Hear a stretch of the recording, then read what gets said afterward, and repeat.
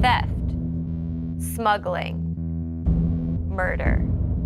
These are just a few tools so shrewdly used by some of the world's wealthiest companies and individuals. Even worse, many would admit that, given the chance, they'd do it all again. This is Moonshine Diaries, and we're going to take a peek at some of those skeletons that have turned the average into the exceptional.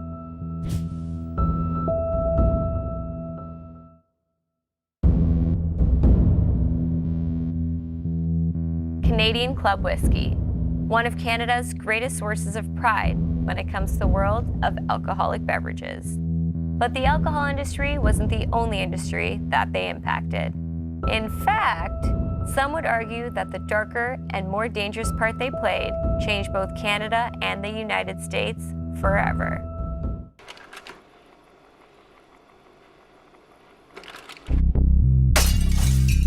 The Prohibition era created characters like Nucky Johnson, the Real McCoy, and Al Capone. We all know who these men were. Just a few of the many infamous American gangsters during one of the most troubled times in the country's history. What if I told you that a small-town distiller out of southern Ontario was one of the most important figures in the revolution of American gangsters? Let's take it from the beginning. It was 1854 when granary owner Hiram Walker distilled his first barrel of whiskey. The only problem? He was an American, a native of Detroit, Michigan. And with the looming prohibition laws, starting a distillery there just didn't make sense. Prohibition was going to happen. It was only a matter of when. Investing his life's savings in a potentially illegal business wasn't something Hiram was about to do, at least not exactly. He had already begun to make his mark in the whiskey industry, being the first to store the liquor inside wooden barrels, giving it the distinct golden color and rich flavor. He was on the cusp of national success, but his dream was just too risky to pursue. He knew there was money to be made, but was it even possible? So he looked across the Detroit River to the unfamiliar country of Canada. What he saw was cheap land, a new home, and most of all, a way to cheat the law. Rather than give up his life's work, he sold the farm, so to speak, and his first Canadian distillery was established in Westernville, Ontario, Hiram Walker and Sons Limited. In those days, whiskey was produced without any type of branding. Call it ego or call it being a businessman, but Hiram wanted to make sure he got his name on every barrel. Because of this, his whiskey became widely popular in Waterville, then Ontario, and then all of Canada. Soon after, heads got turning down south of the border, and Hiram's whiskey made its way into the glasses of new American customers. Success grew rapidly, and it found a home in the finest of gentlemen's clubs, giving it its colloquial name, Club Whiskey. Eventually, the whiskey became so prevalent that it affected America's own bourbon sales, prompting the government to take action. They weren't happy sharing their piece of the alcoholic pie, no less than with an American turned Canadian. In an attempt to hamper the sales of club whiskey, the American government passed a law that stated that imported liquor had to bear the country of origin on its label. Well, Hiram did them one better. He put Canadian in the name, and Canadian Club Whiskey was born. Business exploded. Hiram bought even more land in southwestern Ontario and began building an entire community from the ground up. Homes, factories, police stations, his town eventually grew to a population of 600. He even paid for a clean water system and employed hundreds. You could say he was living the Canadian dream. But on January 16, 1920, This would all come to a crashing halt. The United States added the 18th Amendment to the Constitution, banning the production, transport, and sale of alcohol in America. It should have been a huge blow for Hiram, since the United States accounted for a large amount of his sales. And even worse, Canada passed laws that forbade public and hotel drinking. One by one, distilleries began to shut down. It was a disaster.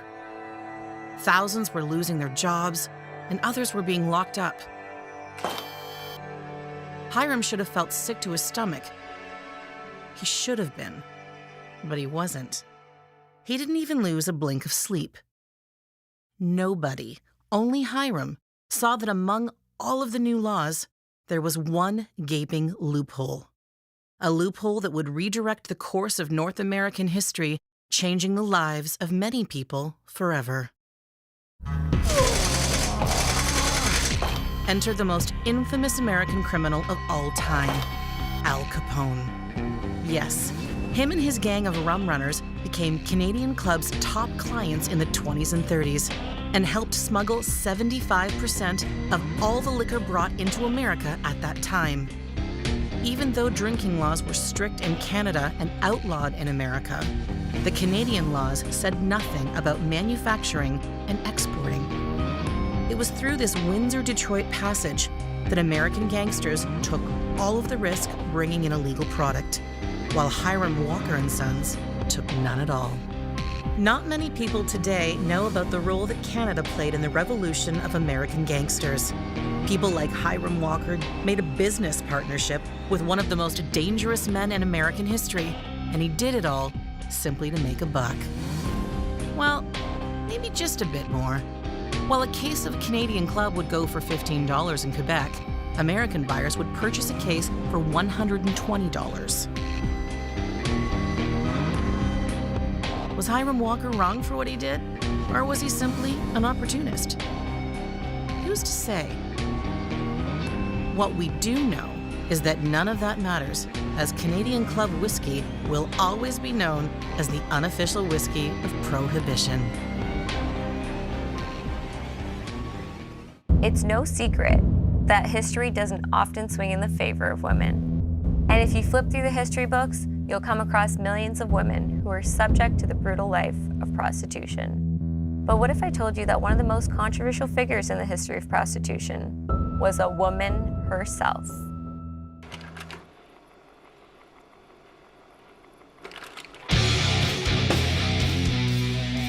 Who put Seattle on the map?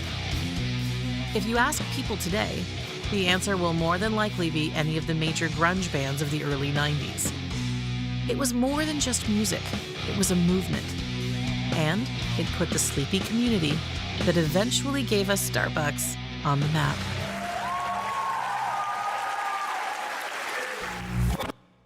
But Seattle has a reputation of being a gloomy place. Perhaps it has something to do with a seemingly endlessly parade of rainy days. Or maybe it has something to do with its haunting history. On June 6, 1889, parts of the downtown area burned to the ground.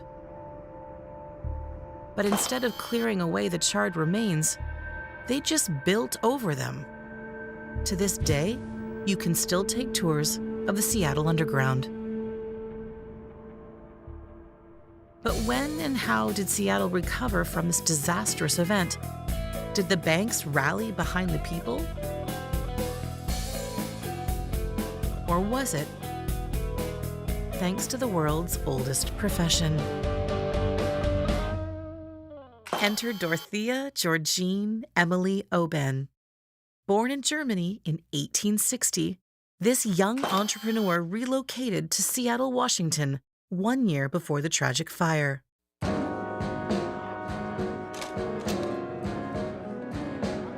Little did anyone know that she would eventually become one of the city's wealthiest people. Going by the name Lou Graham, she built her empire as a madam, running brothels that offered clients a sophisticated experience with attractive, intellectual women whose conversational skills were only surpassed by their special talents. and it is said that more city business was transacted at Lou's than at City Hall. In addition to her primary role as a high-class pimp, Lou got into the loan game, providing funds to people in the community. It's hard to say just how many families and businesses thrived thanks to the ill-gotten gains of Lou's prostitution ring, but entrepreneur and prominent Seattle banker Jacob Firth sent many of the town's elite to Lou with their loan requests. She happily obliged, of course, not to mention that her influence is believed to have saved Firth's bank from ruin during the Panic of 1893. And for years to come, Lou's loans would deliver the city's most prestigious names from the brink of bankruptcy. So let's consider Lou for a moment. She built her empire by way of prostitution as Seattle's madam. She was a first-rate businesswoman, a landowner, an investor, and she had influence throughout the city.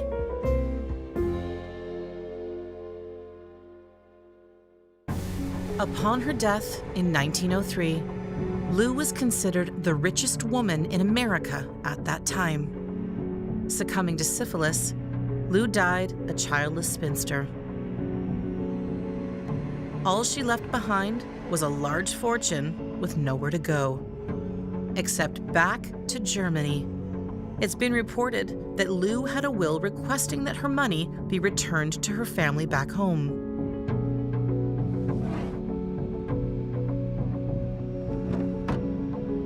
However, the people of Seattle believed that the supposed relatives in Germany were frauds. Or maybe they just didn't like the idea of all that money being sent far, far away from their grasping hands. Seattle ignored the will and kept the windfall. They used Lou's legacy to fund their public school system, and her buildings were donated to various organizations. When you think about it, the entire city of Seattle, and most of its respected families, owed their money and success, at least in part, to Seattle's madam, Lou Graham.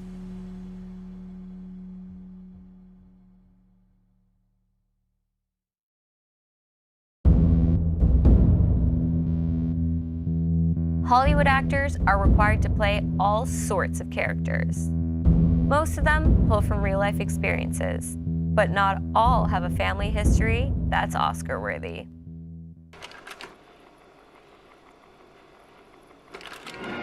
Money, drugs, war, love. All the perfect makings of a blockbuster hit movie. Action! But what if this particular story already exists? Not only as a movie, but in real life. And what if the star of the story isn't a certain Hollywood action star, but their parents? Our story begins with a 20-year-old Daolong Charles Fang, who in the eyes of his father lacked discipline. With the family's connections and Charles's martial arts skills, he was placed as a personal guard to General Gu of the Chinese National Revolutionary Army. But his job was short-lived. While standing guard in a meeting room, Charles's nervous fingers accidentally pulled the trigger on his rifle, causing him to drop the gun, unleashing a full round of bullets across the room. Though nobody was fatally injured, the damage had been done. Charles was let go. Embarrassed and dejected, Charles returned home, searching for work. Luckily, he got a job transporting Mitsubishi auto parts from China to Japan, and soon after, graduated to being the head worker. The job provided decent pay, but Charles was an opportunist. He headed a small group of workers that would take a portion of the car parts and sell them through the back door. Things were going well for Charles, until some Japanese co-workers reported him to the Japanese government.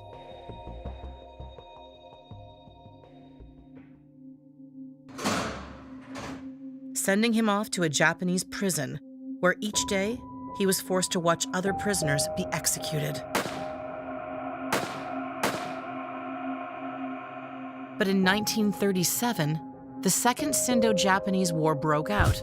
Japan invaded China, raiding and destroying villages and lives. But in an unimaginable stroke of luck, Charles was let out of prison. The same connections that helped him get his prior security guard job pulled some strings, and he was released, alive. When he got back home, he once again got a job with the Nationalist Army, but this time, he would be a spy. Meanwhile, a widow named Li Chan left her 2 young daughters behind after the Japanese raided their village and escaped to Shanghai. Needing to make some quick money to survive, she heard that trafficking opium was a lucrative venture, so she took the risk upon herself and bought her first package from a cargo port. But in a turn for the worse, the port was being inspected for anything that would endanger the country. As fate would have it, the man who inspected Li was Charles. As he was about to arrest her, he noticed a beautiful blue flower in her hair. In those days, a white flower symbolized lost parents, but a blue one symbolized the loss of one's children. After listening to her story, Charles didn't see a criminal, but a mother trying to make enough money to one day return and provide for her children. So he gave her back the opium, and they said their goodbyes.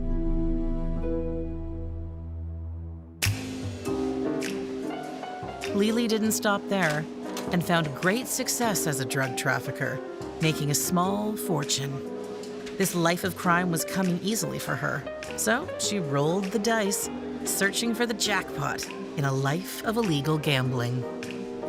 Her fortune grew, and at that point, she wasn't just the little villager she once was. Now, she was a well-known and highly respected figure in the Shanghai underworld with the moniker of Big Sister. Meanwhile, Charles took a wife and had 2 sons, but his job was getting dangerous. The Chinese communists were gaining power and looking to eliminate anybody working with the nationalists. In what could have been a fateful night, he was almost successfully assassinated, but was only shot in the leg. He was hobbled, but he managed to escape. Months later, he was the target of yet another attempt on his life, narrowly escaping with a bullet grazing his scalp. He finally quit his career when the Japanese raided his city. His wife fell ill and died. Fearing for his children's safety, he too left them behind, running off to the dangerous but lucrative Shanghai. Following in Li's footsteps, he turned to the dirty criminal world of the urban city for survival, quickly becoming the boss of a violent Shandong gang. Both being prominent figures in the criminal world, Charles and Li reconnected. Soon after, they fell in love and eventually had a son. But almost immediately after, Shanghai fell to the communists.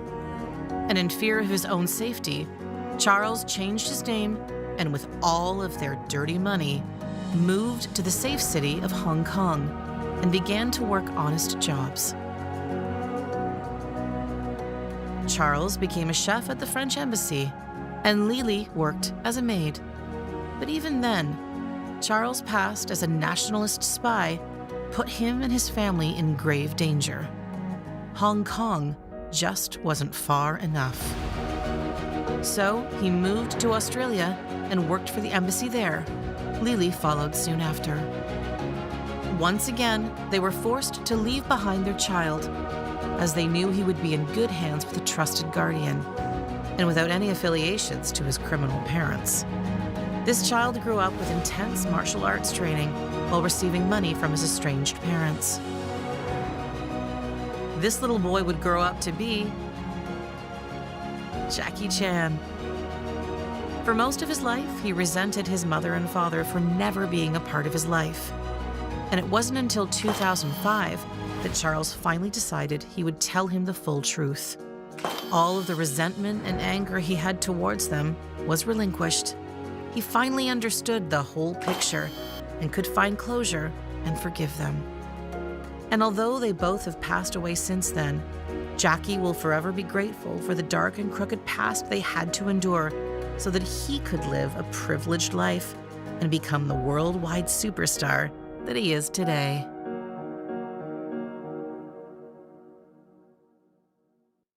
Throughout the latter half of the 19th century, H.H. Holmes made a small fortune providing pharmaceutical aid to thousands of ailing customers. But it wasn't until his hanging in 1896 that his reign of terror was finally brought to light.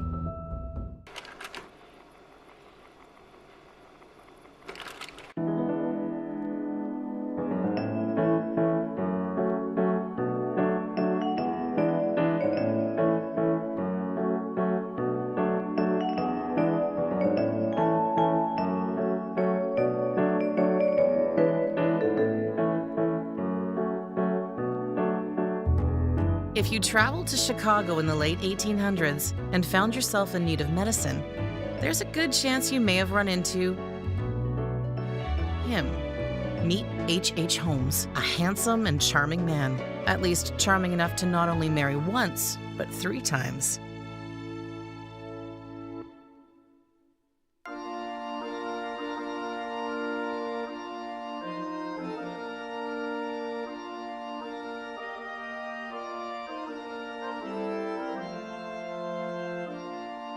The problem is, he was still married to his previous 2 wives when he took his 3rd.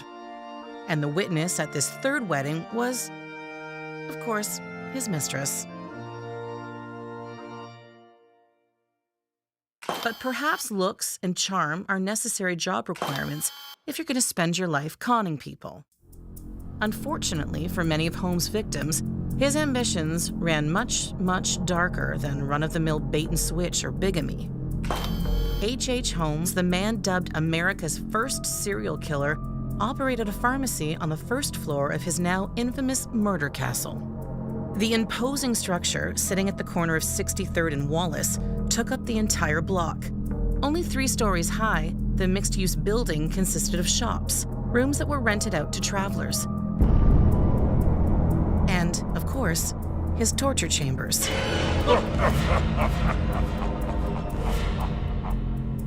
With hidden passages and chutes leading to the basement. One must wonder, how did H.H. Holmes ever afford to create such a nightmarish building? Before he became a sadistic serial killer, he began developing his twisted skills as a con artist. While in medical school, Holmes would stage accidents with stolen cadavers and then collect on the insurance policies taken out in his fake family members. Combined with the art of buying products on credit, selling them, and then vanishing with the profits, Holmes plied his trade around the country, saving his swindled dollars the entire time.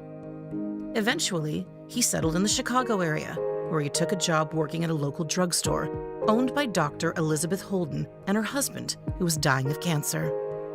Over the years, Holmes would pay Dr. Holden for ownership of the business, but after her husband finally died, she mysteriously disappeared. But not before she had signed over the business to him. Holmes was set, and he used his riches to buy up the rest of the property on the block and hired various contractors to begin work on different areas of his eventual murder castle. In the end, there were over 100 rooms.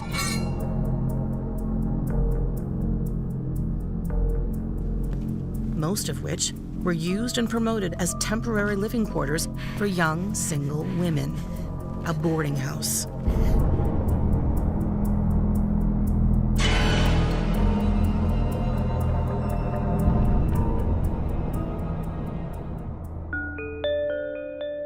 It is unknown exactly how many people were murdered by Holmes. The remains of his victims didn't just reside within the walls of his castle, but as far away as Toronto, Canada.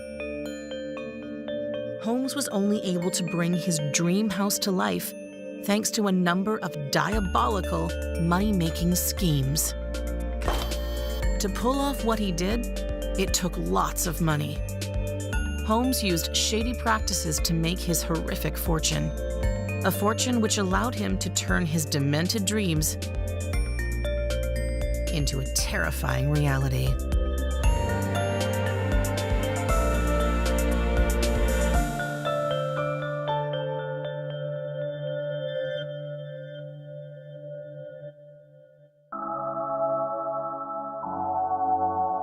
The rich, the powerful, the wealthy, they really are no different from us. It's evident that it's not as simple as the money or the success, but it's the journey which one chooses. And while we all have skeletons in our closets, ours might just embarrass the family at Thanksgiving.